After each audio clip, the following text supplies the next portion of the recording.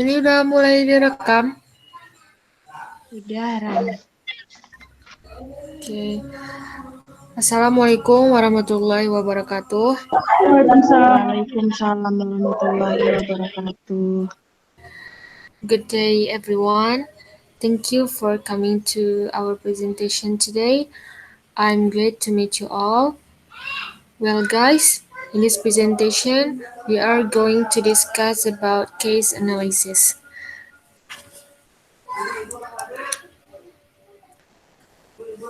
So, case analysis in teacher education involves collecting information over time about a teaching situation and using the information to help better understand the situation and to derive principles from it. So, from case analysis, we could ask the teacher to videotape his or her class and then view the tape later. Nothing the instances of good classroom management.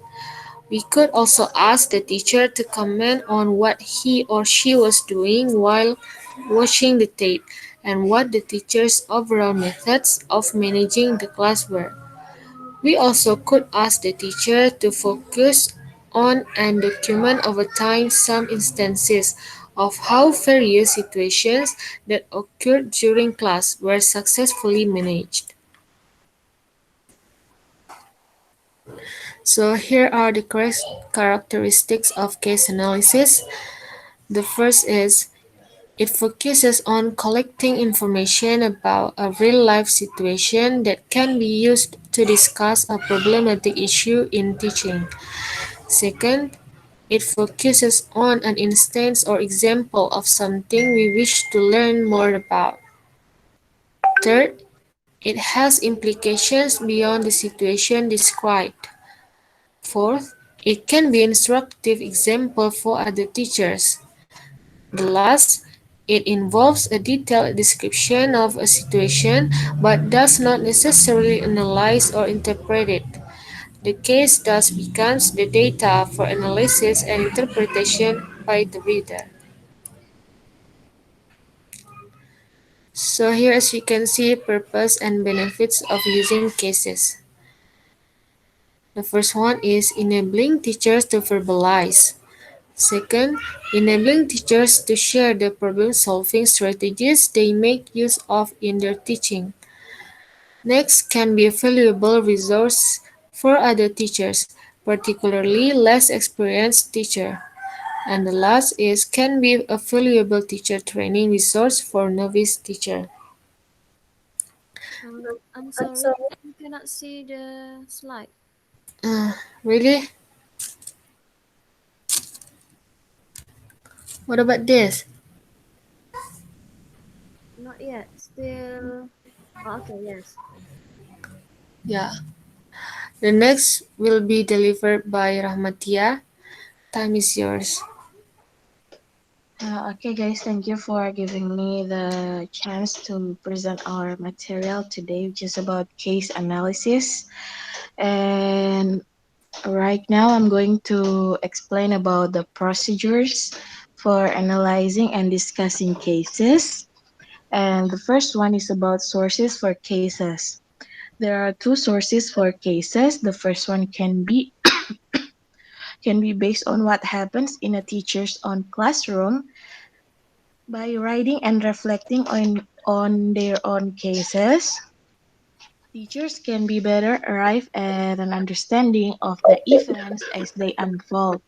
As Olstein and Irit, 1998, maintain writing and reflection on cases allows teachers to impose order and coherence on the unpredictable classroom reality where there are always alternative solutions to cope with similar problems. And the second one is teacher can also read and discuss cases prepared by other teachers. This can be used as the basis for group discussion. So, in sources for cases, the sources there are two sources which are cases can be based on what happened in teacher's own classroom, and cases can be based on what have been written by other teachers. The next one is about finding a topic for cases. For case. When thinking about possible topics for case reports, it is important to keep in mind two aspects of cases. The first one is they describe a teaching situation, event, or episode that will be the focus of reflection and analysis. And the second one, the report or description allows the generalizations to be made from it or from a principle to be derived from it. If a description of an event does not have any significance beyond itself and does not lead to any meaningful or relevant conclusion, it is merely an anecdote and does not justify detailed analysis and reflection. A topic of a topic or issue for a case report should be chosen, therefore, on the expectation that something worthwhile and significant can be learned from it.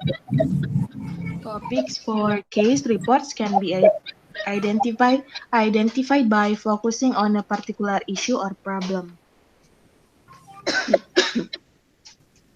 The next one, Mbak Ren, ya, thank you.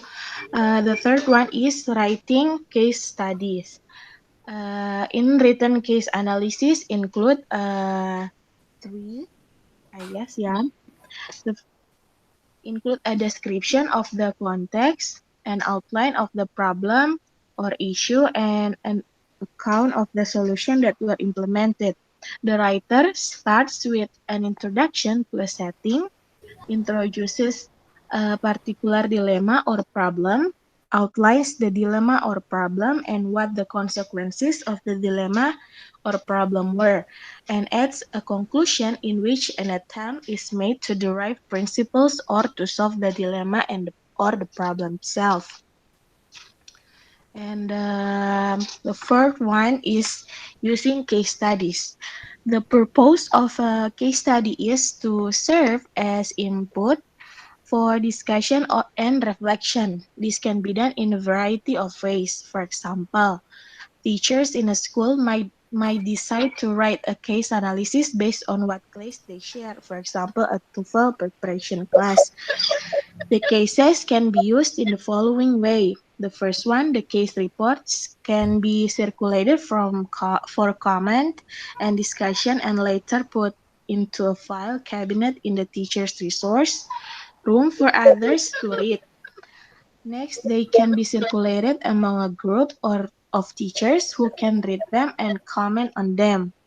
They can also be circulated by email to a teachers group. They can be reviewed in a group session using a set of questions to guide the review process. For example, the following questions are intended to encourage creative and critical thinking rather than suggest predetermined views about cases. And the last one is individuals in a discussion group may decide to carry out classroom research related to the case and then compare their results. However, the case analysis is not complete as a decision needs to be reached about the outcome of the case. This involves choosing out one outcome from a variety of alternatives and saying why other outcomes are rejected. The next material will be implementation of the case analysis itself. Before considering how cases can be prepared, it is necessary to consider the ways in which they might be used. If cases are to be used as a teacher development activity within a school or institution, they can serve several useful functions, such as being made available as resource in support of a particular course or to address a particular issue. They can then be consulted by teachers as needed. For example, a group of case reports could be produced by first year teachers describing issues or problems they experience. This can be circulated and commented on by more experienced teacher or teachers teaching on a particular course, for example, advanced writing could compile case reports dealing with different aspects of teaching advanced writing. These then form a resource file that future teachers of the course can consult. They can provide the focus of a discussion group that meets regularly to share and discuss reports. Case studies can also serve as the basis for dialogue between two teachers engaged in peer coaching and journal writing. However, case examples can be also a component of a teaching portfolio. I think that's all for my about my presentation. If you guys have any question related to case analysis, we open three questions in this section. Thank you.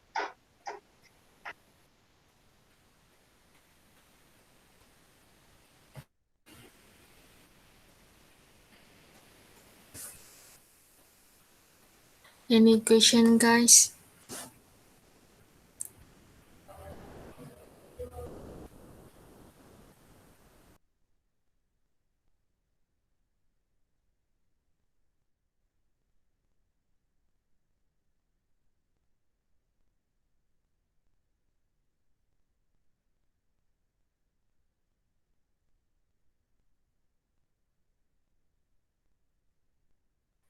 Okay, I have typed my question on the chat room.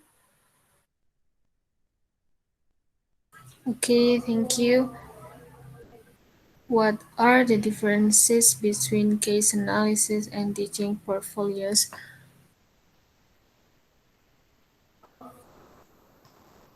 Okay, next question, guys.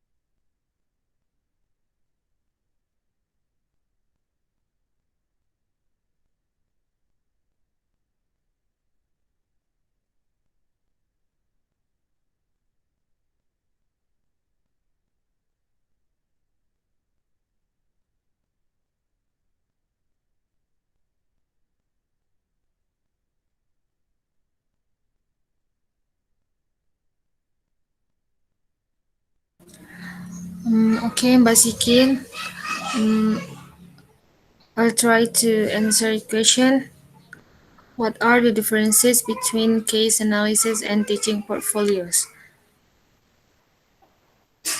So, teaching portfolios is a collection of information about a teacher's practice, and then teaching portfolios include a variety of information such as lesson plans and then student assignments and then teachers written description and videotapes of their instruction and formal evaluation by supervisor. Meanwhile, the case analysis is requires you to investigate and examine the problem, and then you find the solution, and then after the solution you can find the result.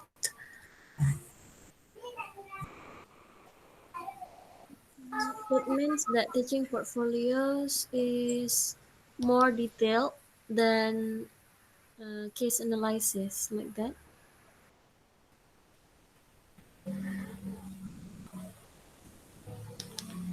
Um,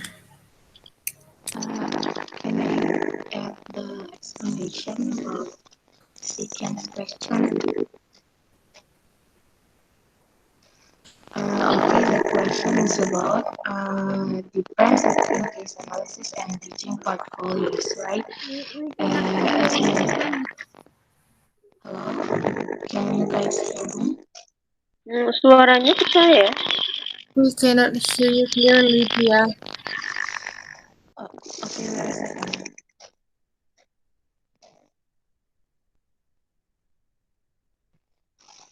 What about now? Is it clear now? Hmm. Not yet.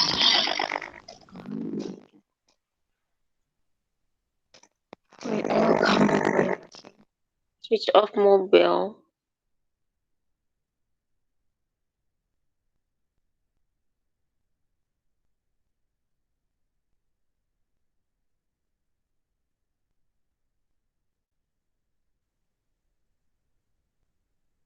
Hello, guys. Is it clear now? Yes. Okay, so the question is differences between case analysis and teaching portfolios, right? As we know, a teaching portfolio is a coherent set of materials that represents your teaching practice as related to student learning. Essentially, the teaching statement summarizes your teaching experience and provides detailed example of your classroom practice, while case analysis is in teacher education involves collecting information over time about teaching situation and using that information to help better understand the situation and to derive principle from it. Teaching cases illustrating a great variety of teaching problems that should be developed as a major focus of instruction itself. So in case analysis, we analyze the problem that occur during the lesson time, and then we provide the some kind of solution ya, to untuk mengatasi problem tersebut yang muncul saat pembelajaran sedang berlangsung gitu Mbak Sikin. Do you get my point? Okay, do you mean that case analysis is only focused on the problems and the solutions like that? Yeah, That's yeah, true. yeah. Okay, That's thank you. absolutely like that. Thank you Thank Mbak you, Sikin for Melati the and question. Meylani. Thank you. And then the next question is from Rachel. You give me example of case analysis and procedure make a case analysis. So the procedure to make case analysis is the first one is you prepare the case. Before you begin writing, you follow the guidelines to help you prepare and understand the case study. The first is you read and examine the case thoroughly. You take notes and then underline the key problems. After that, you focus your analysis, like identify the key problems, and then after that, you uncover possible solution or changes needed. You review course readings, discussion, and then outside research or your experience. After that, you can select the best solution. You select the like strong supporting evidence, pros and cons, and then is this solution realistic? And then after that, once you have gathered the necessary information, you can drafting the case.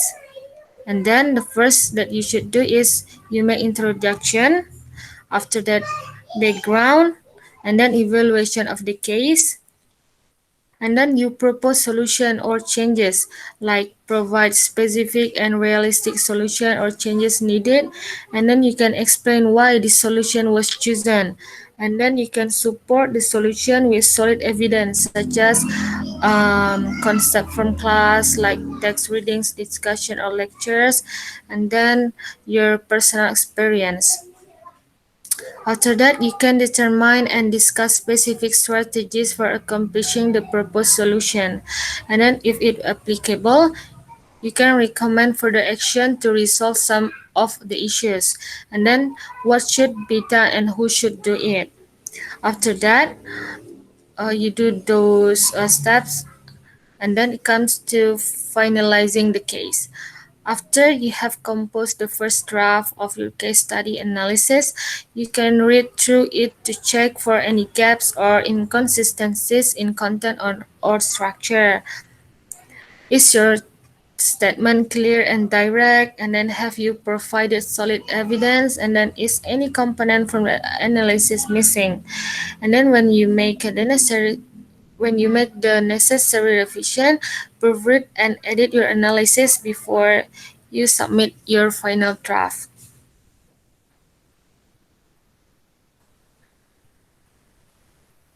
And then for case analysis, I can give you the title, for example, an analysis of human resources practice at Starbucks Coffee Company. And then for example, this for the background, you should discuss the background of the organization or industry or the program. And then you as the writer can focus on several key points or operation about the case. You should be sure to include an evaluation of each key point of the case. And then here, you as the writer is presenting an evaluation of this your support statement. And then if your case study focuses on a problem within the company or project, you would include a section on your proposed solution. And then you should be sure to both present your solution and present theory or research to support your solution. And then the conclusion is where you wrap up your takeaway points of the reader. You can also present the significance of your case study and then why is this valuable. Maybe Batia wants to add some information. Okay, I'm going to add like the example here, like the finite from the book. It's written like from Mark Wilkinson. He wrote that I had noticed that many of my students had some real problems with their pronunciation, and I decided to give them some extra classes to help them practice speaking while focusing specifically on pronunciation rather than interrupt the regular class activities and to monitor their improvements in pronunciation over a term. Before implementing a new teaching strategy with the whole class, I decided to try it out with 3 of the students over a term and to use them as a kind of a case study. So I asked the 3 students who exhibit the most serious problem if they would like to practice with me after the regular classes, and they agreed. I came up with the following activity. This exercise, I gave them a reading aloud activity each week for 6 weeks, 1 term in our school. I also gave them some pronunciation exercise to do at home. I recorded their performance and noted their progress. First, I noted their initial pronunciation problems and developed a log for each of the 3 students after the term ended. I noted that what sounds improved and what sounds needed to continue to be practiced. Some of the sounds in each of the 3 students' pronunciation really did improve with this activity, but some did not. So I'm going to target the problematic sounds in a different way and see if it helps anyway. I think it was worthwhile activity and my students were really appreciative of the extra time I took with them. So here the problem itself is about the pronunciation and from the student itself, which are they are uttering that sorry, which Mark said that the students is really hard has some real problems with their pronunciation. So Mark decided to jadi konteksnya ini kan studentsnya si Mark ini kan ada kesulitan pronunciation. Jadi makanya untuk apa ya kayak di case analysis ini kan kita menganalisis suatu kasus yang terjadi dalam learning process. Masalahnya tuh pronunciation, terus ya si Mark ini menganalisis lah ini pronunciation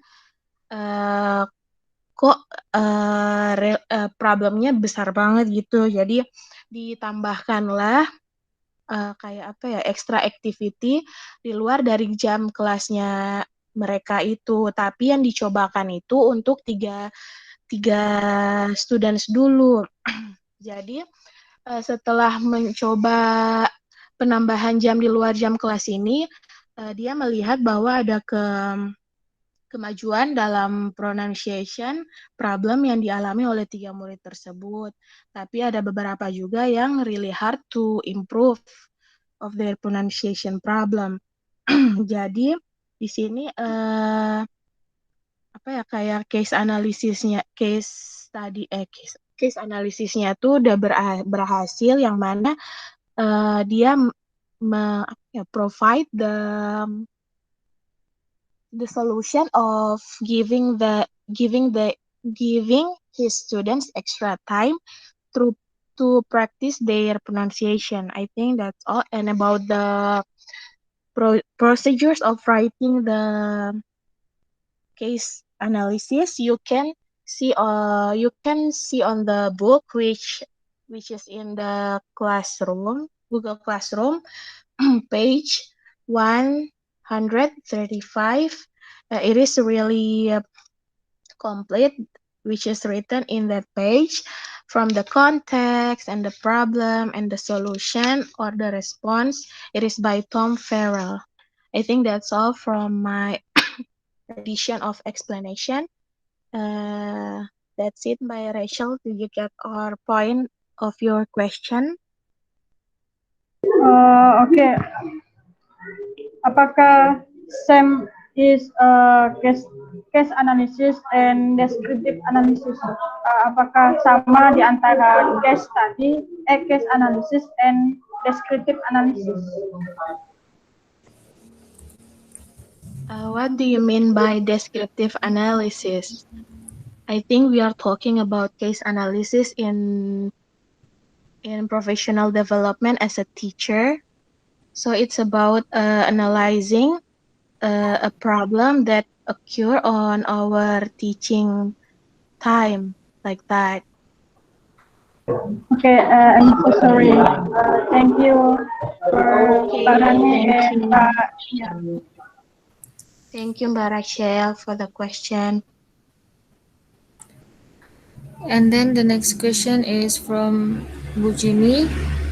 I want to know, in case it happened for master student who didn't pass over time on the thesis, how we can do analysis. So, of course, lecturer want the students can pass the exam, but exams can be too hard sometimes. Difficulty has a point of diminishing returns if students decide that intense study isn't going to get a decent grade, and then the students stop trying. We know that the first how we can do the case analysis is we find the problem, and then the problem is why the student cannot pass the due to overtime something like that. So we are looking for the problem. Maybe the student cannot pass the exam. Maybe the exams are too hard, and then maybe lots of low exam scores are not usually indicative of good taste or the lazy students. Or the challenge is finding that the test function to differentiate those who've mastered the material from those who haven't. After we find the problem, and then we can find the solution. What is the best solution that suit to the lazy student, for example, because the student didn't pass the exam, for example.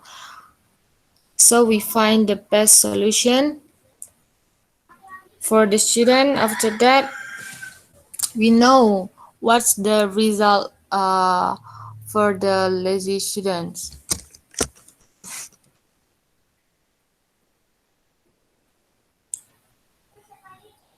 I think that's all from Mbak Rani, Bu Jimmy.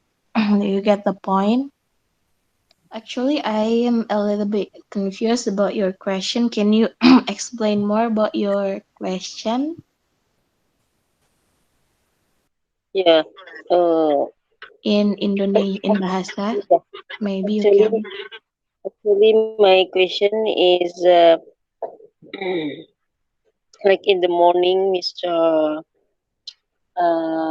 Akmal said that there is some student did not yet finish for thesis, so get overtime of study in master degree. So if we do the analysis, it is possible for from student or from teacher like that. That's way. Uh, then what the solution actually if the case is not in the class, yeah, like that, ma'am. Yeah, Mbak Rani and Mbak Rahmatia. Jadi gimana case-nya kalau nggak di dalam kelas gitu ya, Bu? Iya, gimana maksudnya, gimana kita mengevaluasi kemudian ada decision bisa menyelesaikan problem dari case itu gitu. Kalau di kelas sih memang oke, kita bisa mengetahui this is competence teacher or there is some problem on material or something like that or media. We can evaluate, but if not in the class, how we can evaluate it for that case? Thank you. Thank you, Bu Jimmy. I'm also confused about the question.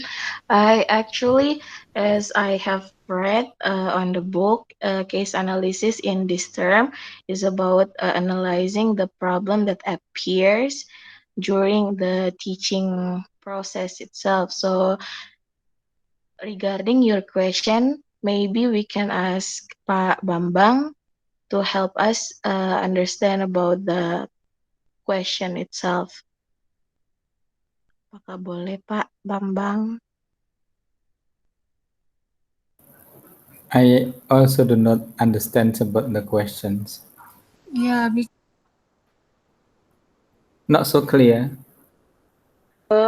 Ya, sebenarnya pertanyaan saya ketika kita melakukan studi kasus yang tidak berada di dalam kelas, tapi proses belajar atau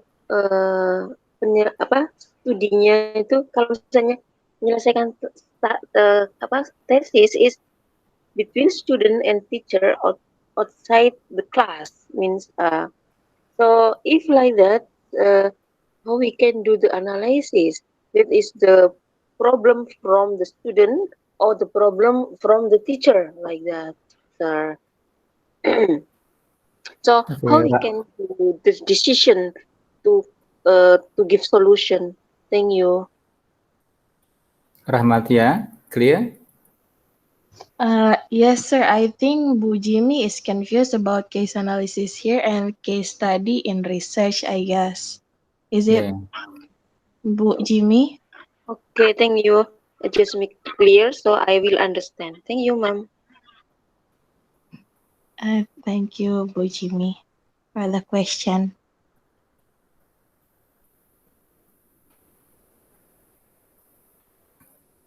Any other questions, guys? Sir. Yes. Now, well, in regard with what Jimmy has asked, when somebody or when a student of master program fails, for example, or cannot finish the thesis, that's is it because of his faults or is it because of the supervisors? Well, it can be from both of them. It depends on, when we are talking about supervision, thesis supervision, then it's a little bit complex actually, because it deals with the availability of the supervisors, and it's also about the competence of the supervisors. So from the point of view of the supervisors, it deals with the availability or the available time, the time allocated to give supervision. And then number two is the competence. Its competence includes the research competence as well as the understandings on the topic. So it deals with the the competence in methodology and in the topics. So it deals with two of these things. But from the point of view of the students, it's even more complex. Why it's more complex? Because it deals with the, say, for example, it's not only about the availability actually, but it deals with a lot of things like the finance, the time, the time you allocate for thesis writing, and also your hard work in finishing your thesis. Because sometimes the students have got a lot of time, but he or she is just so lazy. It happens sometime. Maybe maybe I can share my experience with you when I was doing my PhD thesis in Melbourne, in Australia. Once it happened to me that I really got very fed up.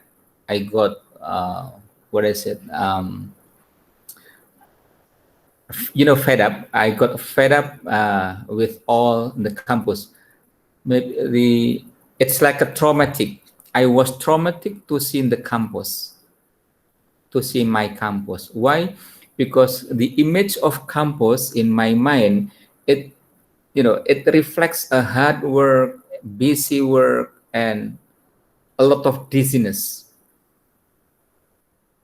That's what happened to me long, long ago in Australia. So for one semester, I didn't go to campus at all. I didn't touch a laptop. I didn't touch a book. I didn't touch my thesis. When it happened to you, then the only thing you can do is you have to go to the psychiatrist or psychologist. He or she will help you. Like in my campus in Monash, Australia, they have psychological consultations. So if that happened to you, then there is no other way that you have to go for consultation, and that's free.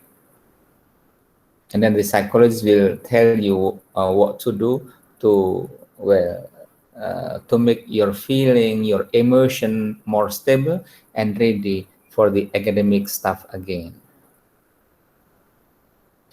Women is even more what is it more vulnerable to such hindrances, because women's once you are married, then you have to follow your husband.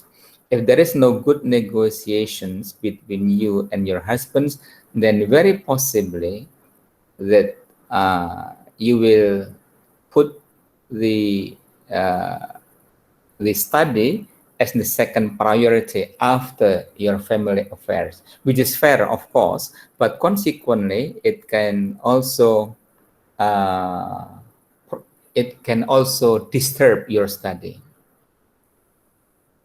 You know, so in that situation, like back to Bu Jimmy's questions, if we have to analyze that kinds of case, then you have to be open-minded in many ways. Are you really the one who deserve to be blamed? For example, because you are too busy with your own work, because like some of the students, master students in OAD, they are also working in other places. Like for example, Bu Fajar Noor, she's teaching in a school. Okay. And some other Butina, she's a mom. She has to look after the children and also the husband. Okay. With Jimmy herself, she's a teacher and she also manages school. So busy. Abduleki, he also teaches at school back there in Nusa Tenggara. You know, so what is the best is you need to give or to make a commitment. You have to make a commitment that you have to finish your study. That's number one. Number two, for example, if you sometimes you cannot rely on your supervisors. Why? Because probably he or she is too busy, or probably he or she is really not the expert in your topic and also in your methodology. That's why you have to be independent in many ways. So my suggestion that I give to you at the beginning of the semester about journal writing or research affairs, what you need to do is you have to learn from the researchers who have already published their work in journals. So you have to read the journals there. You read how they develop the theory, they construct the introductions, they write the literature review, and also how they choose or pick up the methodology and how the research is really conducted, step-by-step procedures. If you are not sure about how to make the instrument, for example, and you do not receive good feedback from your supervisors, then the best way is looking into other researchers, other researchers' work, and look whether they have already developed instruments for their research. And you can just use their instruments. If you think you need to modify a bit or make some alterations on the instruments, that's possible. That's easy. Okay. So again, that's the way how you have to analyze, see the positive, the negative, the benefits, the advantages, a lot of aspects actually.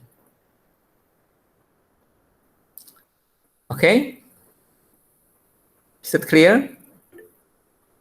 Yes, sir. Thank Yes, you. sir. Yes, thank you. Thank you, sir. All right. I think that's it, guys.